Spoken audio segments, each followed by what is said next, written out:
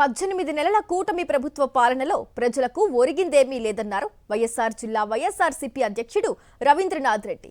సకాలంలో ఎరువులు, యూరియా అందక వందలాది మంది రైతులు నష్టాలతో ఆత్మహత్యలు చేసుకుంటున్నారని ఆవేదన వ్యక్తం చేశారు. ఎన్నికల సమయంలో రైతులకు అనేక హామీలిచ్చిన కూటమి అధికారంలోకొచ్చాక పట్టించుకోవడం లేదని మండిపడ్డారు రవీంద్రనాథ్ రెడ్డి. వేసిన పంట వేసినట్టుగానే నష్టం వచ్చిన పరిస్థితి మనం చూస్తున్నాం. లక్షలాది మంది రైతులు ఇబ్బంది పడుతున్న పరిస్థితి మనం చూస్తున్నాం.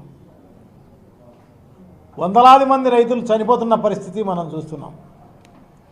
ఈ ప్రభుత్వానికి చీమ కుట్టినట్టు కూడా లేదు. ప్రభుత్వం ఉండేది ఎందుకు? ఎవరికైనా కష్టం వస్తే, ఎవరికైనా నష్టం వస్తే ఇమ్మీడియట్గా వాళ్లకు ఆదుకునేదానికి కావాల్సిన స్టెప్స్ తీసుకునే కార్యక్రమం చేయాలి. కాపాడాల్సిన పరిస్థితి ఉంటే ఈ ప్రభుత్వం కాపాడలేకపోగా చోద్యం చూస్తున్న